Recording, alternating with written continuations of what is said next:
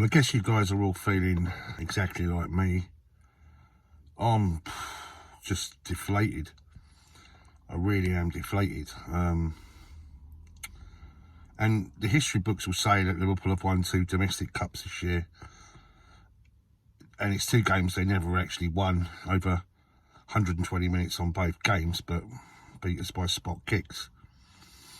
And that's the difference. 240 minutes of football played, no goals, and a total, if I'm right in saying, of 17, 15 on penalties. I mean, the margins are so small, and it's becoming a bit of a, just like Wembley was always a very lucky stadium for us, and the habit of winning all the time. And I know we've won 2 trophies this year. We're not kind of blanking at the end of the season here, and we've been in 2 domestic finals, finishing 3rd in the league. I think we'll finish 3rd in the league, let's be honest. Quarter-finalists of the Champions League, so unlucky against Real Madrid. Against all the things that have been going on for our football club this season, I guess you could say it's a successful season. But it's so disappointing. It's just so disappointing. You just think, well, if there's a God up there, or someone basically looking down at us, just thinking, well, hold on a minute, you know, you lost out in the Carabao Cup. For all intents and purposes, you were the better side. You had a goal, completely good goal, disallowed by VAR when they're supposed to look and make judgments, you know, in the favour of things that are right. And yet we were penalised against it. They should have had a red card. Da-di-da-di-da, we all know the scripts. And here we are yet again with Jurgen Klopp grinning from ear to ear. And the Scouse is all jumping up and down, you know, thinking they're the greatest thing since sliced bread. And yet, I just think, when I look back at this particular game, yeah, for me it's more disappointing than the Carabao Cup, because this one I thought we were the better side, funny enough, in the Carabao Cup. And this particular occasion, apart from the first 5-10 minutes where Liverpool just come right out of the traps, I thought we were in trouble then. I was thinking the worst, I've got to be honest. But we recovered, and then we gave them plenty to think about. It's the chances that we missed, you know. Christian Pulisic could have had 5 goals, man. It's just that end product, you know. If we could just put the ball in the fucking back of the net, we'd finish off these teams. And I just don't think we need to buy some real quality and, you know, make some changes in our side. Yes, we've got great players. Yes, we've got some superb players, actually.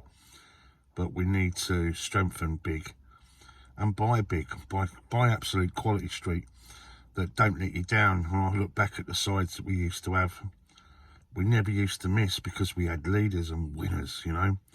John Terry, Frank Lampard, Michael Essien, Per Cech, Ashley Cole, Branislav Ivanovic, Michael Ballack, you know, Didier Drogba.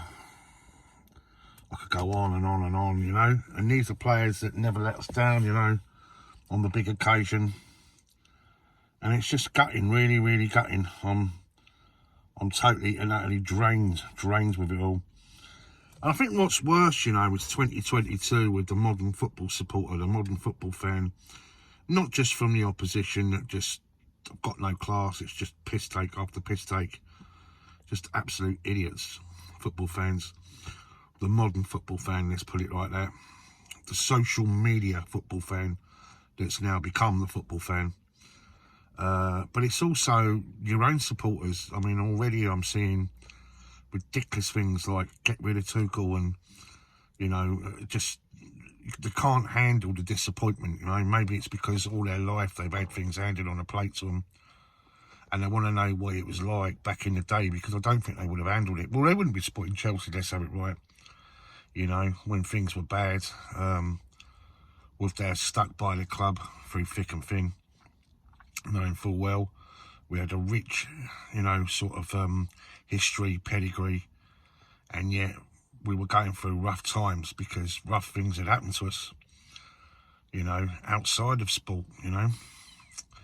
But I looked today and I don't know, I think this one's fucking hit me for 6, because I just don't think we deserved it. I just think we could just, But we have to look at it now. That's now, what, 3 Wembley finals, FA Cup finals on the spin.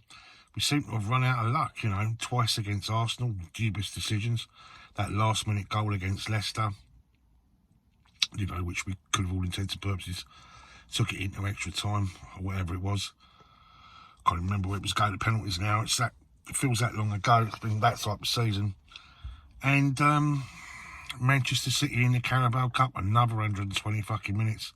Neither fucking team scored. Ended up losing that one on penalties. And then that incredible performance in the Carabao Cup for nothing. And today, for nothing, And you just felt, well, can we just have a little slice of luck, please, You have the Carabao, we'll take the FA Cup. But no, it don't work that way. And, of course, the TV pundits are fucking loving it. And whilst they praise us for the performance and the fantastic game of football we gave them, we still don't have a trophy to show for it, because we missed penalty kicks. And no doubt the haters will be out for Mason Mount, because he missed, the most important kick, I guess, which, especially when we come back into it, anyone can miss a penalty.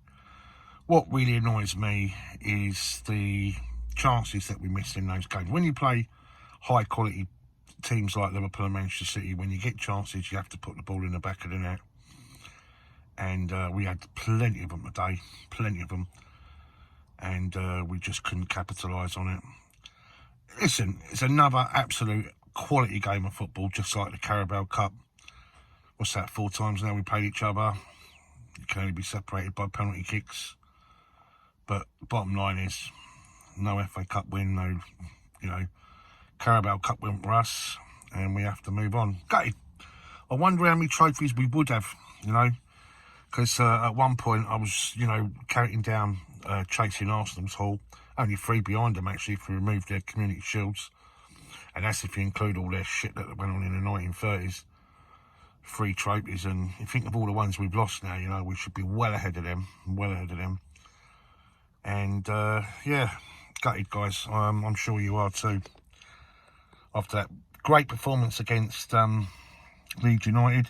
It's kind of like shades of Real Madrid, wasn't it? It's like, we went through a bit of a rough patch, which we did before the Leeds United game. And, all the games that went on before we played Southampton. Went to Southampton, smashed them. Then it gave us the confidence to go on in the Bernabeu. And today we rise to the occasion again. I thought there were some great performances out there, really good performances, especially Marcus Alonso. Really, really, really good player, when he wants to be. And no, it's just a shame, real shame, Anyway, guys, let me know how you're feeling about it all. It is what it is, guys. We have to go again, wipe our mouths, and I guess you've got to be in it to win it. So we go again.